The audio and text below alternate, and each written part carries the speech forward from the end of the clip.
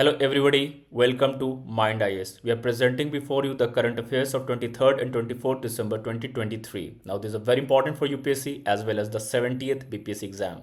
So let's take a look at the important current affairs of the day along with important topics and concepts associated with it. So the first topic for today talks about the artificial intelligence tool watsonx.ai. तो जान लेते हैं क्या है watsonx.ai। ये एक artificial intelligence tool है। किसने बनाया है? Built by IBM and NASA. और याद रखेंगे कहाँ लॉन्च किया गया था? At COP28 Dubai. और हमने पढ़ रखा है कि COP28 क्या है? ये एक क्लाइमेट चेंज कॉन्फ्रेंस है। क्लियर? तो याद रखें किस पर्पज से बनाया गया है इस AI टूल को? To monitor the earth from space to measure any environmental changes. किस तरह के चेंजेस? जैसे कि लैंड डिग्रेडेशन, जैसे कि डेजर्टिफिकेशन, जैसे कि डिफॉरेस्टेशन एटसेट्रा। तो कैसे काम करेगा ये काम करेगा through NASA providing data set. किस तरह का data set? Data set from satellite images. और IBM क्या करेगी? इन सैटेलाइट इमेजेस को एक फाउंडेशन मॉडल में कन्वर्ट कर देगी, जिससे वो प्रेडिक्ट कर सकते हैं changes in flood water, reforestation effort as other important stuff. तो याद रखेंगे जैसे हमने कहा कि जो watsonx.ai है वो क्या है? वो एक आर्टिफिशियल इंटेलिजेंस टूल है। तो याद रखेंगे इन सिंपलर टर्म्स आप कैसे डिफाइन करेंगे आर्टिफिशियल इंटेलिजेंस को? It is the branch of study of computers और robots which can copies human intelligence. किसको कॉपी करेंगे? ये ह्यूमन इंटेलिजेंस को। याद रहेगा हमें। तो देख लेते हैं कैसे आर्टिफिशियल इंटेलिजेंस काम करता है। ये लार्ज वॉल्यूम ऑफ डेटा को एनालाइज करता है, इसमें पैटर्न फॉलो करता है या फाइंड करता है using specialised hardware and software. It also uses programming languages like Python, Java, C++, Julia etcetera. और ये क्या करता है? ये डेटा एनालिटिक्स करता है ताकि प्रेडिक्शन कर सके फ्यूचर इवेंट्स के बारे में। और ये फोकस करता है cognitive skills like learning, reasoning etcetera etcetera. Clear? तो कुछ इंपॉर्टेंट टर्म्स जान लेते हैं regarding artificial intelligence and it's associated concept से। एक है AI, machine learning and deep learning. AI जैसे हमने क्या कहा, वो branch of study of robots और कंप्यूटर्स जो क्या करता है? ह्यूमन इंटेलिजेंस को कॉपी करता है। क्लियर रहेगा? मशीन लर्निंग क्या है? वो एक आप कह सकते हैं सबसेट ऑफ आर्टिफिशियल इंटेलिजेंस है। ये एक सॉफ्टवेयर है। ये क्या है? एक तरह का सॉफ्टवेयर है जो फ्यूचर आउटकम को प्रेडिक्ट कर सकता है विदाउट मच प्रोग्रामिंग। ये कैसे प्रेडिक्ट करता है? Using old historical data. पुराने डेटा को यूज़ करके वो फ्यूचर एक मॉडल तैयार करता है। उसी तरह जान लेते हैं another component deep learning. Deep learning क्या है? ये एक मशीन लर्निंग का सबसेट है। और ये कैसे काम करता है? Using artificial neural network. तो आप देख सकते हैं सेल्फ ड्राइविंग कार, जैसे आपने सुना होगा न्यूज़ में टेस्ला का जो सेल्फ ड्राइविंग कार्स है, या chat GPT, these are all example of deep learning. Clear? Chat GPT में याद रखेंगे किसने इंट्रोड्यूस किया था? It was introduced by OpenAI platform. और GPT का फुल फॉर्म है जेनरेटिव प्री ट्रेंड ट्रांसफॉर्मर। क्या करती है चैट GPT? आप बोल सकते हैं ये एक AI टूल है जो use for text generation as well as other important stuff. ये कोड लिखने में हेल्प करता है but does not generate codes. Clear? Let's move on to our next topic. Moving on to the next topic. Next topic talks about the launching of Project Prayas by International Organization of Migration. तो जान लेते हैं क्या है project प्रयास।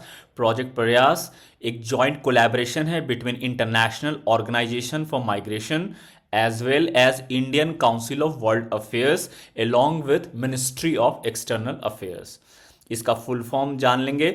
Project promoting regular assisted migration for youth and skilled professionals. तो याद रखेंगे ये भारतीय माइग्रेंट्स के लिए बनाया गया है। जो माइग्रेंट्स जो इंडियंस बाहर कंट्री में जाते हैं उनके लिए। क्या ऑब्जेक्टिव है इसका?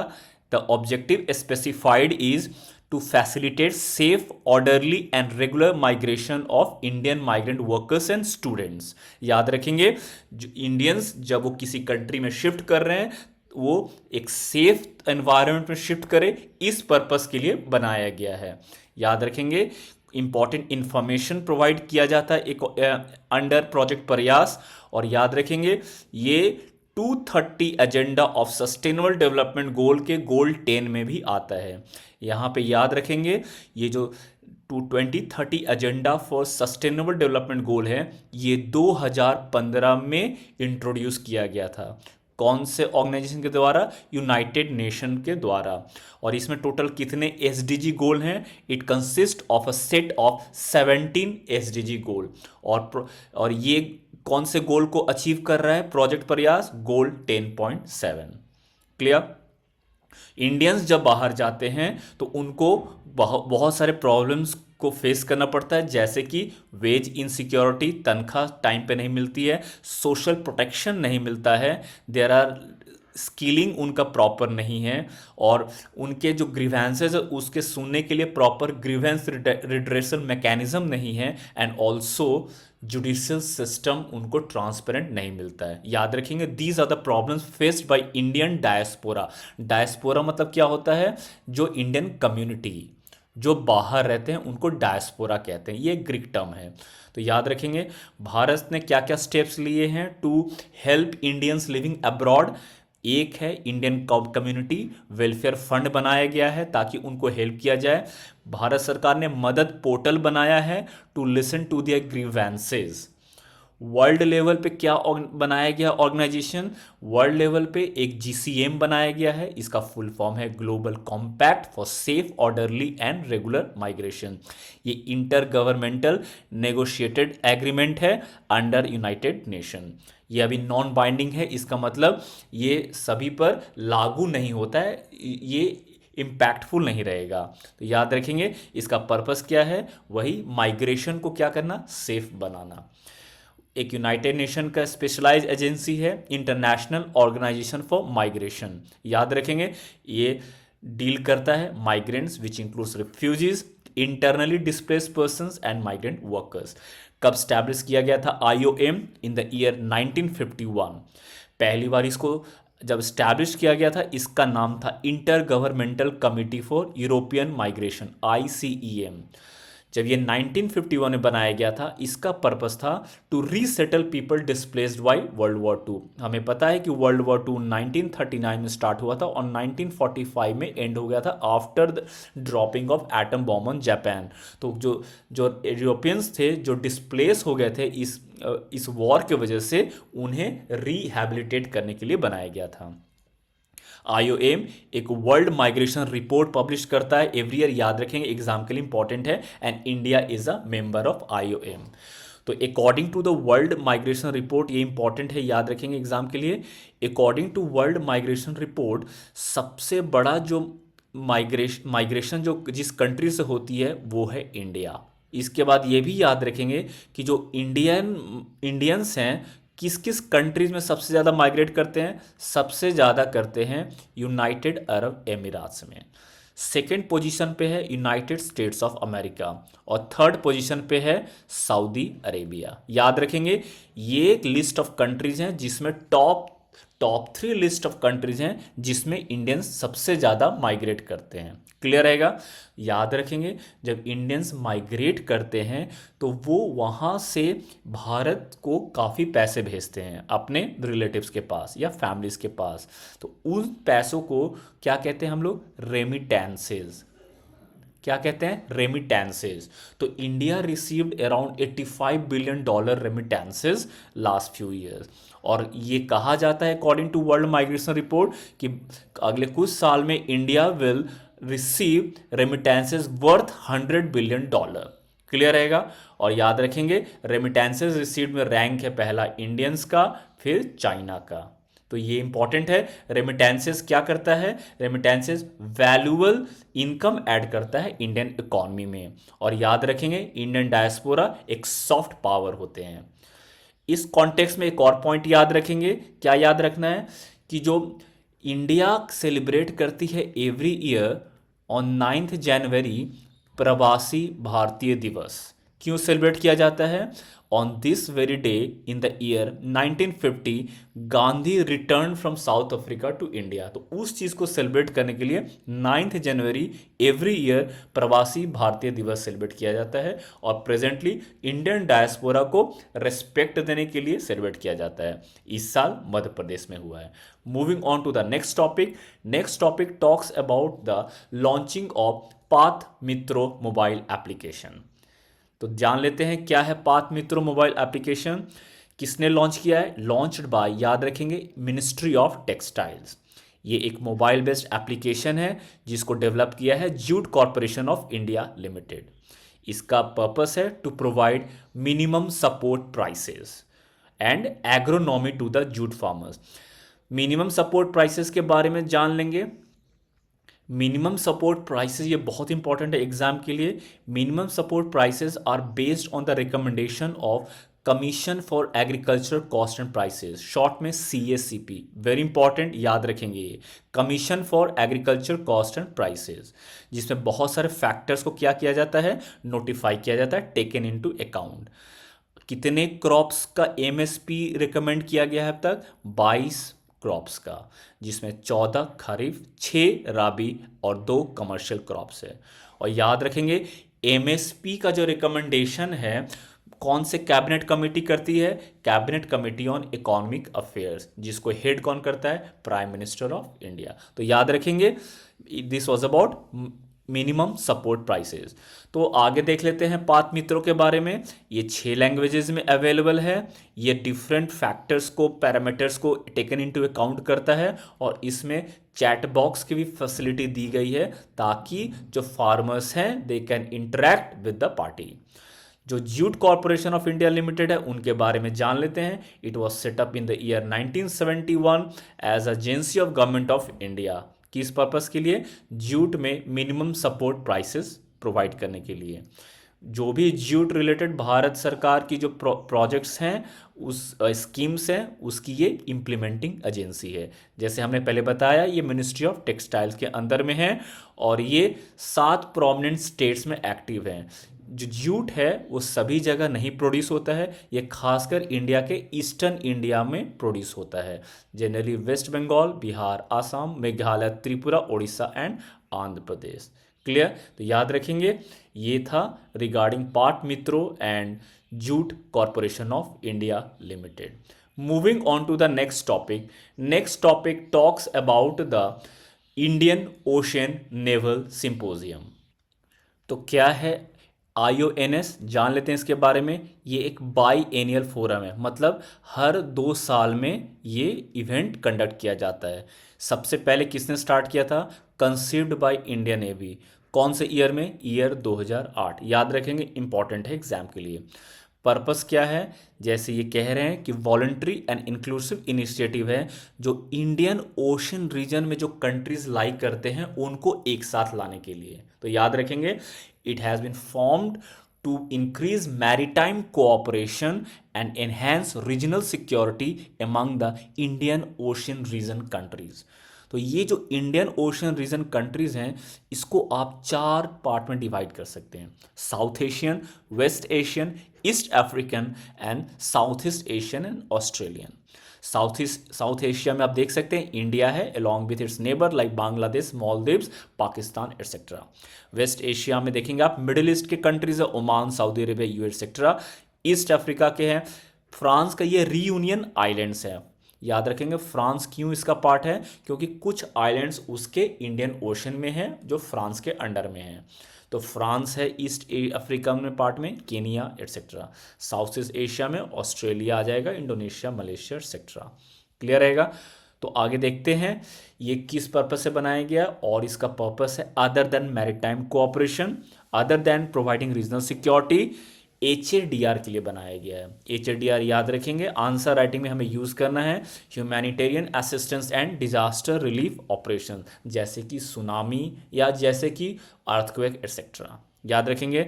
और इंडिया के लिए खासकर इंपॉर्टेंट है क्योंकि इंडिया माना जाता है ये इंडियन ओशन का क्या है? Net security provider. क्या है ये? Net security provider. और काउंटर, चाइना को काउंटर करने के लिए भी क्या रहेगा, ये हेल्प रहेगा। क्लियर रहेगा। सबसे इसमें नंबर ऑफ मेंबर्स है अभी 34 हैं, 25 मेंबर्स जो रेगुलर हैं और 9 ऑब्जर्वर स्टेट्स हैं। करेंटली जो चेयर है इसका, France is the current chairman of IONS।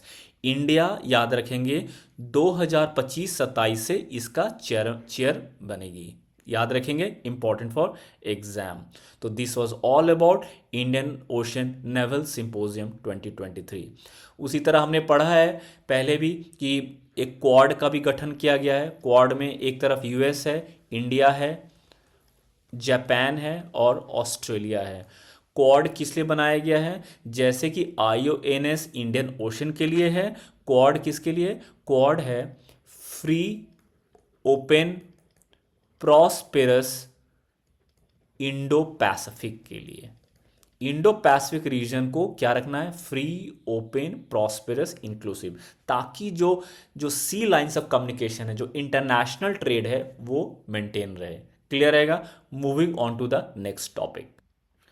Central government has reconstituted national startup advisory council, और इसमें उन्होंने क्या किया है, they have nominated non official members. तो जान लेते हैं नेशनल स्टार्टअप एडवाइजरी काउंसिल के बारे में। तो ये 2020 में बनाया गया था बाय डिपिट। डिपिट का क्या फुल फॉर्म है, department of promotion of industry and internal trade. ये कौन से मिनिस्ट्री के अंडर में आती है, under ministry of commerce and industry. तो क्या पर्पस है नेशनल स्टार्टअप एडवाइजरी काउंसिल का, इसका पर्पस है एक इनोवेशन का कल्चर इनकलकेट करना, खासकर स्टूडेंट्स में, सभी सेक्टर्स ऑफ द इकोनॉमी में इनोवेशन लाना, पब्लिक सर्विस डिलीवरी मैकेनिज्म को क्या करना, इम्प्रूव करना, इंटेलेक्चुअल प्रॉपर्टी राइट्स IPR को क्या करना, प्रोटेक्ट करना और उसको कमर्शियलाइज करना, कंप्लायंस कॉस्ट को रिड्यूस करना, कैपिटल ईजी पहुंचाना स्टार्टअप्स को, और ग्लोबल मार्केट प्रोवाइड करना इंडियन स्टार्टअप्स को। कॉम्पोजिशंस देख लेते हैं। इसमें मेंबर्स रहते हैं from different ministries, departments as well as organizations. It also consist of non official members who are basically founders of successful startups. याद रखेंगे, इन फाउंडर्स और मेंबर्स ने काफ़ी कुछ इंपॉर्टेंट स्टार्टअप्स को मेंटोर किया है और कुछ इंपॉर्टेंट इनिशिएटिव को भी स्टार्ट किया है, जैसे स्टार्टअप इंडिया इनिशिएटिव, जिसमें नेवी ग्रैंड चैलेंज आता है, startup India investor connect portal, मार्ग पोर्टल इंपॉर्टेंट है, याद रखेंगे एग्जाम के लिए, Doordarshan startup champions etcetera. Navy grand challenge, ये जो इनिशिएटिव था, स्टार्टअप इनिशिएटिव, इसका पर्पस क्या था कि जो भारत का जो नेविगेशन सिस्टम है उसको क्या कहते हैं, नेविक। ये भारत का इंडिजीनियस नेविगेशन सिस्टम है।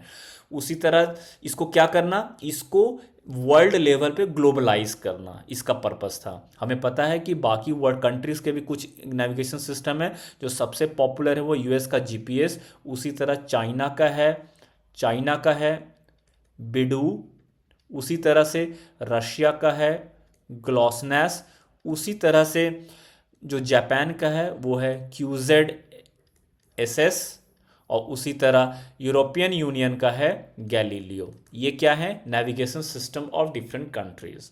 याद रहेगा, याद रखेंगे ये किसके अंडर में आता है, ये सारा जो एनजैक है वो Indian minister of commerce industry, और डिपार्टमेंट कौन सा, डिपिट के अंडर में आता है। हमें पता है ये इंपॉर्टेंट इंफॉर्मेशन कि जो इस वजह से इंडिया क्या बन चुका है, इंडिया वर्ल्ड का स्टार्टअप हब बन चुका है। तो इंडिया वर्ल्ड का 3rd स्टार्टअप कैपिटल बना हुआ है, जिसमें अराउंड 90,000 स्टार्टअप्स हैं और 107 यूनिकॉर्न्स हैं, और जिनका वैल्यूएशन अराउंड $30 बिलियन है।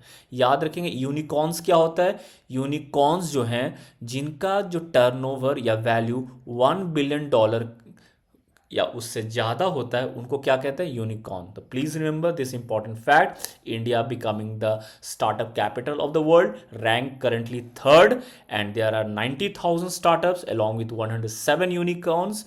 एंड यूनिकॉर्न का मतलब होता है जिस कंपनी या स्टार्टअप का वैल्यू मोर देन या इक्वल टू $1 बिलियन। कुछ और important government programs and schemes देखते हैं। प्रारंभ, इसका पर्पस है to provide a platform to startups and young minds, ताकि वो अपने आइडियाज़ को वर्ल्ड में ले जा सकें। उसी तरह फाइनेंशियल पैकेज भी देने का प्रोग्राम है और असिस्टेंस देने का प्रोग्राम है through startup India seed function scheme. Let's move on to the next topic. Next topic from environment talks about the seizure of 500 चना बारका fish by Assam forest department. तो देख लेते हैं क्या है चना बारका. इसका दूसरा नाम बारका स्नेकहेड है. लोकली इसको पिपली चेंग या चेंग गारका कहते हैं. ये एक ऑर्नामेंटल फिश है. जैसे कि आप एक्वेरियम में फिशेस को देखते हैं वो क्या है उस तरह के उसे ऑर्नामेंटल फिश कहते हैं. तो these are rare ornamental fish जो कहाँ रहते हैं, वेटलैंड्स के वर्टिकल बरोज में रहते हैं. They can breathe both through the help of their gills as well as they can also breathe in air. याद रखेंगे ये कहाँ पाए जाते हैं. इनका हैबिटेट आपको मिलेगा upper Brahmaputra river in the states of Assam and Nagaland in north east India as well as Bangladesh. Conservation status जान पहले ये डेटा डेफिशिएंट थे क्योंकि इनके बारे में हमें ज़्यादा डिटेल्स नहीं पता था, लेकिन 2014 में IUCN ने इनको क्रिटिकली इंडेंजर्ड लिस्ट में डाल दिया है. तो याद रखेंगे this was all about the ornamental fish Chana Barka. So this was a list of important current affairs of the day. Please stay tuned to Mind IAS for more such updates. Thank you.